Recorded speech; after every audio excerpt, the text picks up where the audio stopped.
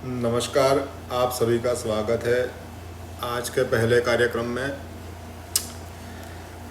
आज का एक ही विषय है कि भगवान ने अर्जुन को ये दिव्य ज्ञान दिया ही क्यों।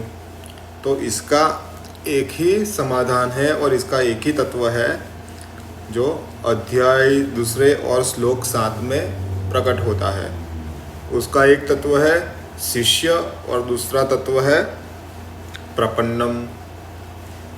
जब भगवान उसको कह देते हैं कि आर्यों को भी न सोचने वाला ये शोक तुम्हें इस क समय में कैसे प्राप्त हो गया अर्जुन, तो तुम युद्ध करो। तो वो भगवान से कहता है कि मैं युद्ध नहीं करूंगा। क्यों? क्योंकि मैं मेरे भीष्म पितामह, मेरे सामने मेरे बांधवों को मैं नहीं मार सकता। उनको मारकर भी अगर मुझे पृथ्वी का साम्राज्य और स्वर्ग मिलेगा तो भी मुझे वो नहीं भोगना है। तो और किनको ही पता हो, अगर किसी को पता हो कि हमारे लिए युद्ध करना श्रेष्ठ है तो हम युद्ध करेंगे, और हमारे लिए युद्ध करना श्रेष्ठ नहीं है तो हम युद्ध नहीं करेंगे। लेकिन हे प्रभु, मुझे तो इन दोनों में से एक भी बात पता नहीं है। न चैतद्विदम कतरन्नो गरियो यद्वा जये में यदि वा नो जयेयु। अर्थात हम युद्ध करने के पश्चात हम विजय होंगे या तो फिर विजय नहीं होंगे। इन दोनों में से मुझे तो कुछ भी नहीं पता। और जिनको मारकर हमको जीतना है, लेकिन वो सभी तो हमारे खुद के ही स्वजन है, लेकिन वो तो हमारे सामने आज युद्ध करने के लिए खड़े हो चुके हैं। तब मैं कैसा मेरा स्वभाव अभी हो चुका है। कार्पण्य दोष पहत स्वभाव। कायरता के दोष के कारण जो मेरा यह स्वभाव हो चुका है, तो कैसा दूषित हो चुका है जो मेरा स्वभाव। तो मैं आपको पृच्छामि त्वाम धर्म सम्मूढ़ चेता।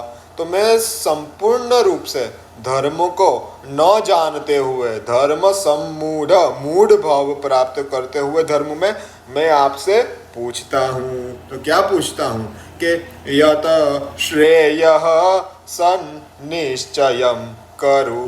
हो सकता है कि मेरे लिए तो बहुत सारे श्रेय हो सकता है मेरे लिए बहुत सारे कर्तव्य करने के बाद बहुत सारे श्रेय हो। तो हे प्रभु, जो मेरे लिए सर्वश्रेष्ठ श्रेय हो वो आप मुझे निश्चित करके कहिए। यत श्रेयम निश्चित करूं, और उसे कहिए मुझे ब्रूहितन में।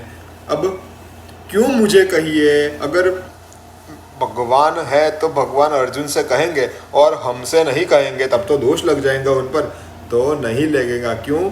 क्योंकि अर्जुन ने क्या कहा है अंत में, शिष्यस्ते हम साधिमाम त्वाम प्रपन्नम। मैं आपकी शरण में आ चुका हूँ भगवान, और मैं आपका शिष्य हूँ, इसलिए आप मुझसे कहिए। जब अर्जुन भगवान से कह देता है कि मैं आपका शिष्य हूँ, आप मुझसे कहिए, मैं आपका प्रपन्न हूँ, आप मुझसे कहिए। और आप देखोगे कि 18वें अध्याय में भी भगवान इसी बात का कहते हैं कि तुम मेरे प्रपन्न हो, इसी बात का जिक्र करते हैं।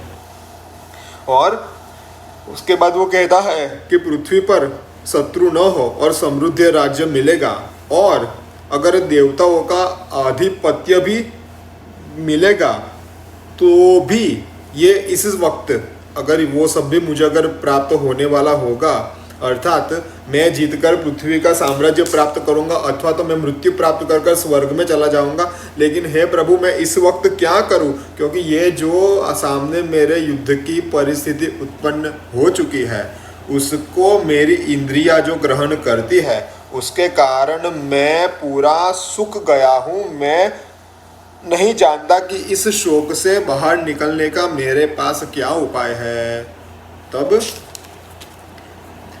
ऐसा कहकर किसने एवं मुक्त्वा, उसने रख दिया। क्या रख दिया? अपना गांडीव। ऋषिकेश गुणाकेश परंतपः न योक्त्यम इति गोविंद मुक्त्वा तृष्णिम बभुवः। उसने अपना गांडीव रख दिया और कह दिया कि मैं युद्ध नहीं करूंगा, और मौन होकर वहां पर भगवान के सामने खड़ा हो गया।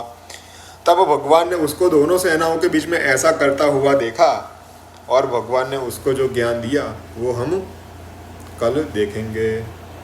शिवार्पणमस्तु।